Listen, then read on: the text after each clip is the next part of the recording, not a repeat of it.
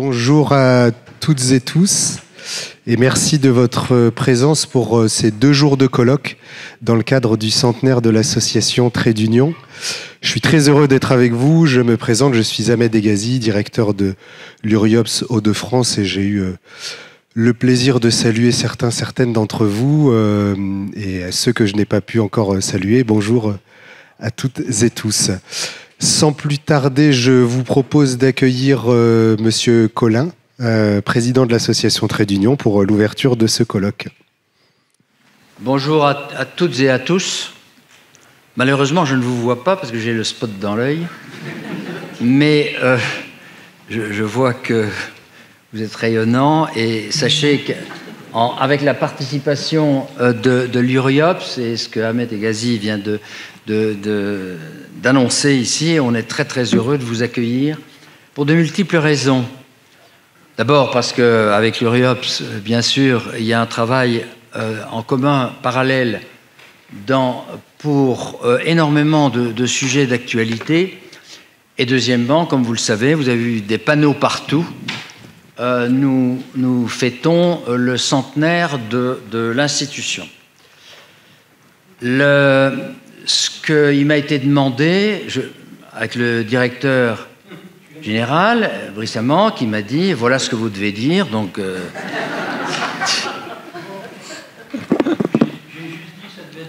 donc je commence par dire que c'est un très bon directeur. Ça va?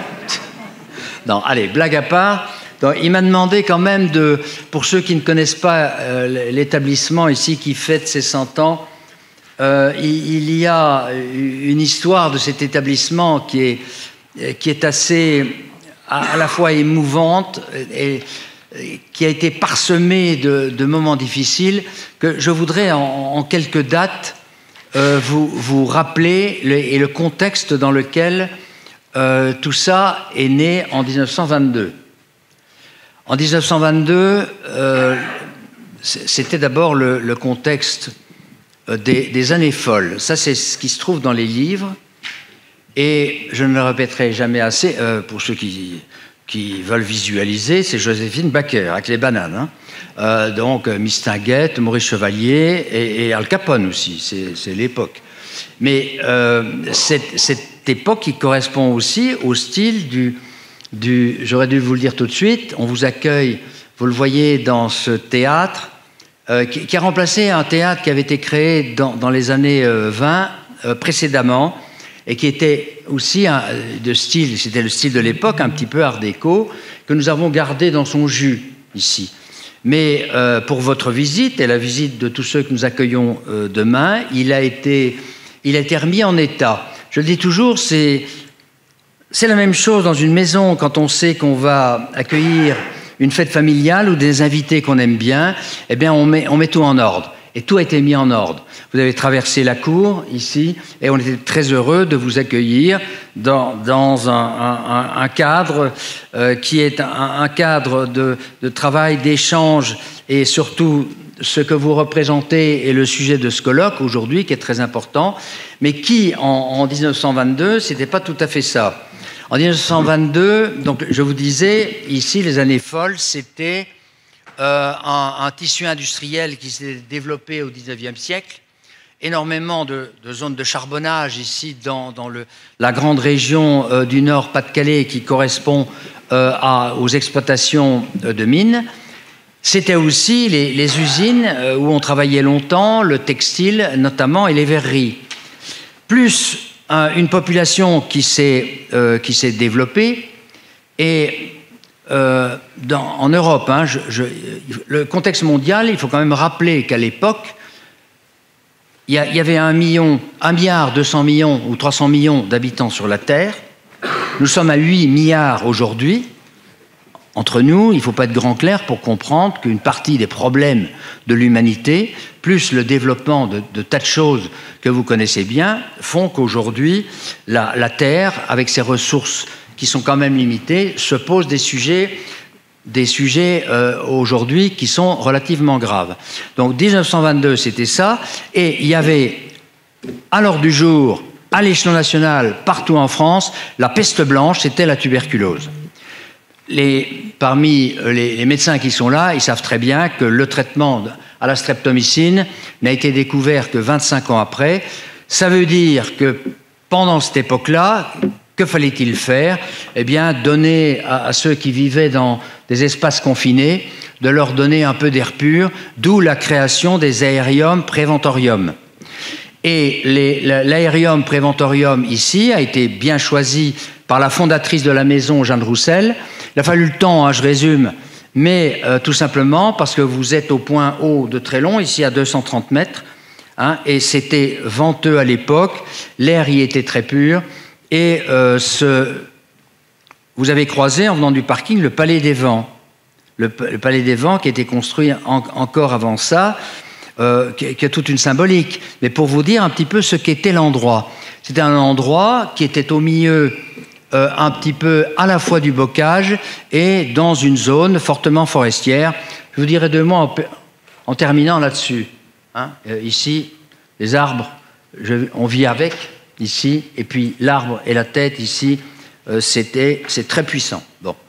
Et à ce moment-là, Jeanne Roussel, qui avait eu une carrière extrêmement glorieuse, elle a eu la Légion d'honneur en 1933, et durant la guerre, comme infirmière, et elle a débloqué, mobilisé ici toutes les forces vives de la région, les industriels, tous ceux qui pouvaient être sensibilisés au problème, pour essayer de créer cet aérium préventorium avec le sous-préfet d'Avesnes qui a suivi le projet, et tout doucement, il y a eu une première acquisition qui a été ce site qui correspondait tout à fait au projet qui était envisagé et qui est devenu la Maison des Enfants.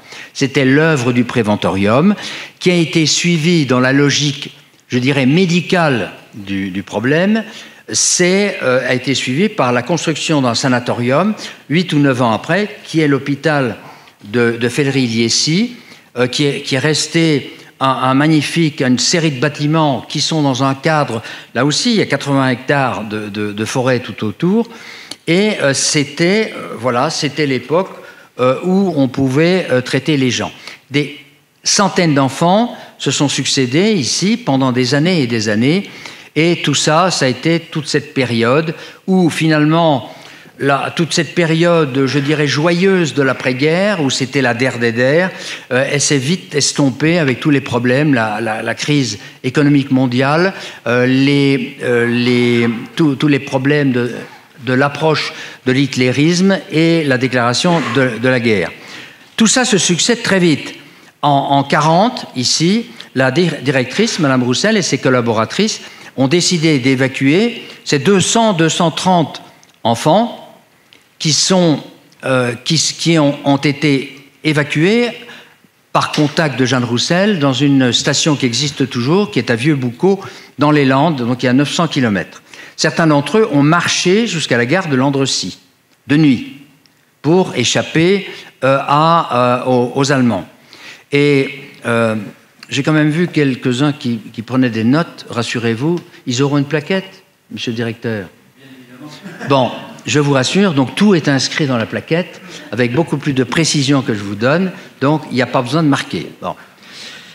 Je continue. Donc là, c'était Vieux-Boucau, ils sont restés là une année, et ils sont remontés ici en 1941 avec beaucoup d'efforts. Et puis il y a eu un deuxième événement majeur pour notre institution ici. Vous avez suivi les commémorations des rafles des Juifs, notamment à Lille, à la gare de Fives, etc. Donc c'est cette époque-là. Et 2 mois après la rafle du Veldiv, sont arrivées les rafles ici dans le département du Nord.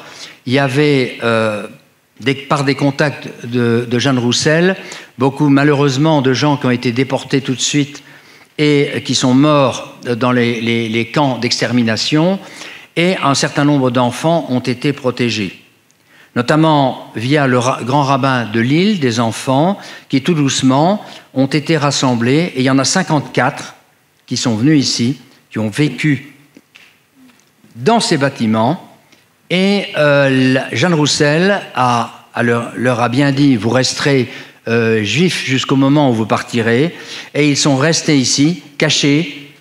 Ils ont vécu dans ce site de la UDA, et ils sont repartis à la Libération ici en septembre 1944, tous sauvés, en ayant gardé leur religion qui leur était, notamment tous les régimes alimentaires qui leur ont été laissés pendant toute l'occupation. Ce qui a fait que la maison ici a été reconnue par Israël et Yad Vashem, et nous avons eu une grande cérémonie ici.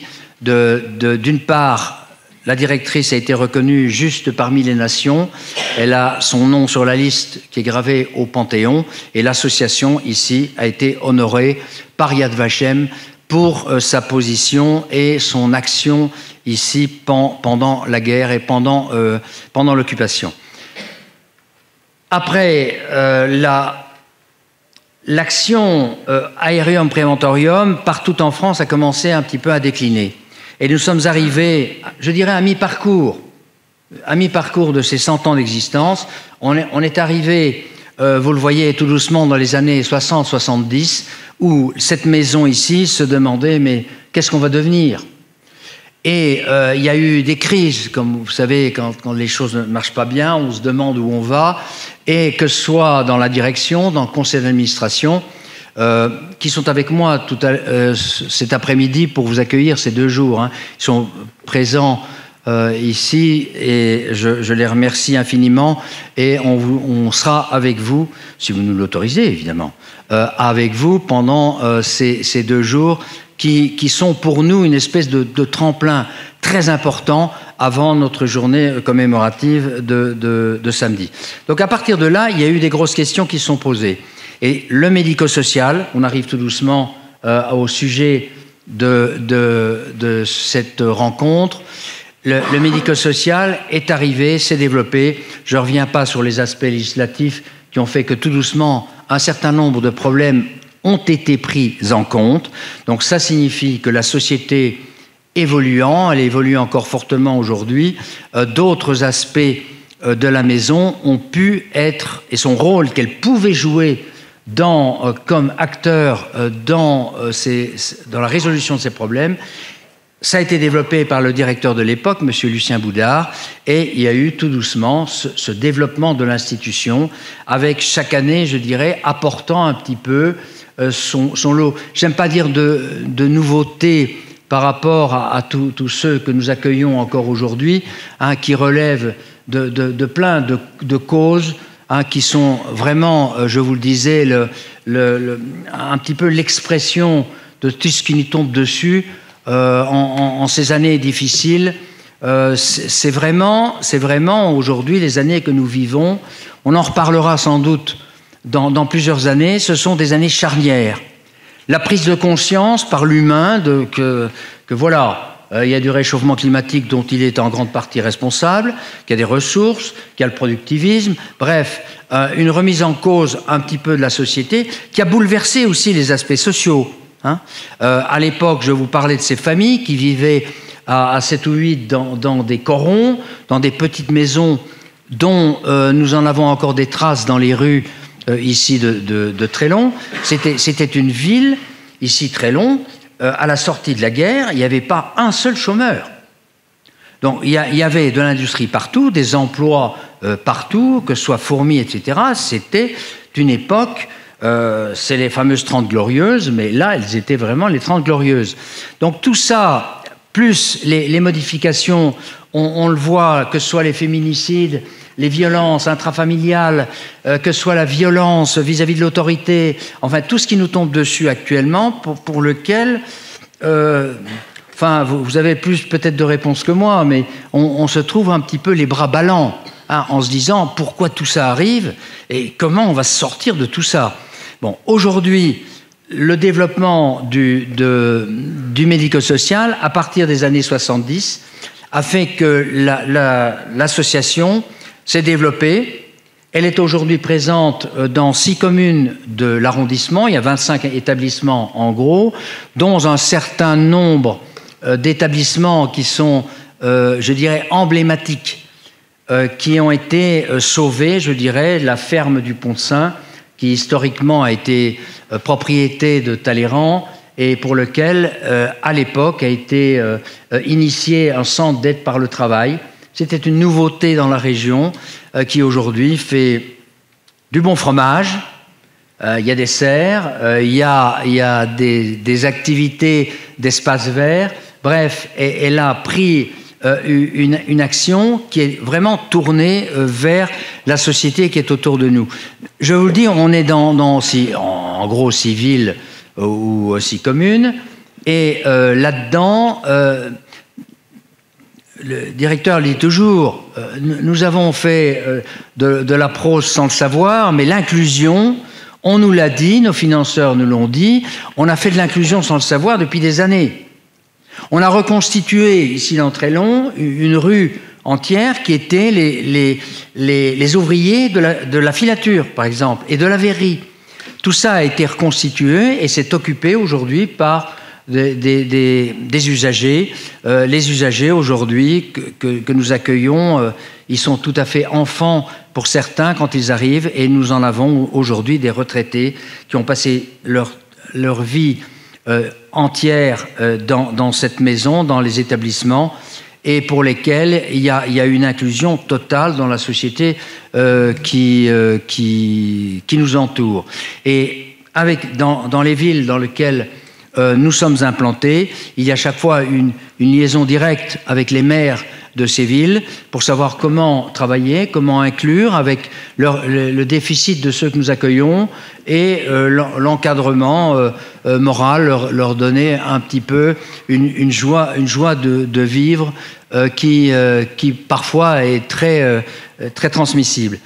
Aujourd'hui, tout doucement, nous avons développé, je vous passe tous les détails, et le dernier service a été créé dans la ville de Maubeuge, mais nous avons des structures qui sont à Fourmies, à Étreins, à Avenel, mais ça, récemment, qui doit clôturer cet après-midi, je pense, qui vous donnera bien plus de détails techniques que moi. Que vous soyez là est très important. Et on va bien écouter ce que vous allez nous dire, parce que vous êtes au cœur du métier et au cœur d'institutions comme celle-ci. Savoir comment votre métier va évoluer avec sa complexité qui s'amplifie, et de plus en plus de spécialités qui apparaissent, qui a fait que nous avons créé ici des snoezelen avec une approche pour l'autisme, etc. Mais tout ça, c'est d'une part, d'accord, il y a du malaise aujourd'hui, on le sait, à tout niveau, que ce soit le médico-social, mais tout ça, ça doit passer parce que vous êtes irremplaçable. Et aujourd'hui, que faire? Je suppose que vous allez nous laisser des pistes. Je terminerai en vous revenant là-dessus. Je suis vétérinaire, c'est en off que je vous dis ça, donc je me suis toujours préoccupé un petit peu des animaux et entre autres de l'évolution, que ce soit du système nerveux central chez les animaux qui ont amené à cette plénitude du cerveau humain qui est un génie dévastateur. Hein. Mais tout ça a augmenté, la vascularisation a suivi, et le système dichotomique des artères est exactement celui d'un arbre. Et alors, quand vous avez lu sans doute le livre consacré à l'intelligence des arbres, et oui, ça fait rire certains. Bon, moi j'ai rigolé au début, puis je me suis dit, mais c'est pas idiot ce que l'Allemand a écrit, c'est pas complètement idiot.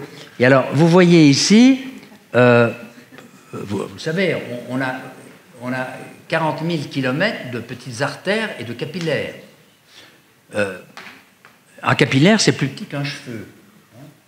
Donc ça veut dire que, et surtout, vous voyez ici, vous avez des zones qui ont plus de vaisseaux que d'autres.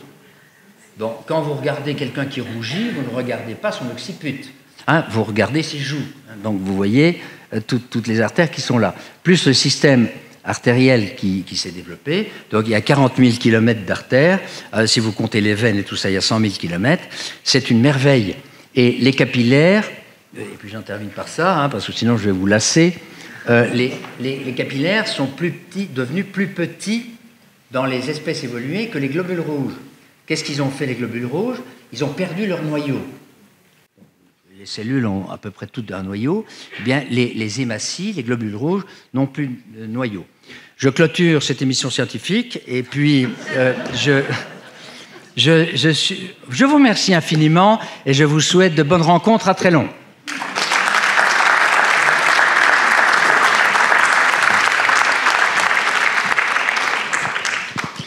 Bien, merci Monsieur le Président pour l'ouverture de ce colloque et cette introduction qui finalement replace bien l'enjeu des 2 jours qu'on va passer ensemble, puisque vous nous avez à la fois rappelé les fondements de l'association, ce qui a animé son histoire, mais vous nous avez aussi interpellé sur ce que sont les enjeux de l'action sociale médico-sociale, mais aussi plus largement les enjeux sociétaux qui concernent aussi les acteurs associatifs. Et ce qu'on va essayer de faire finalement pendant ces 2 jours, c'est de faire des allers-retours entre ces 2 éléments. Alors, aujourd'hui, en ayant une réflexion plutôt générale sur la question du modèle associatif, vous voyez ici le titre de cette demi-journée, le rôle, le fonctionnement et les perspectives pour les associations en 2022.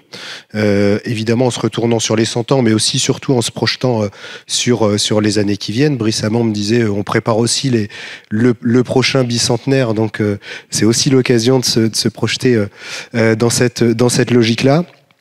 Et puis une journée de demain qui sera, elle, plus centrée sur spécifiquement des enjeux du secteur social, médico-social. Monsieur le Président, vous évoquiez la question de l'inclusion. On parle beaucoup des questions de participation, de pouvoir d'agir.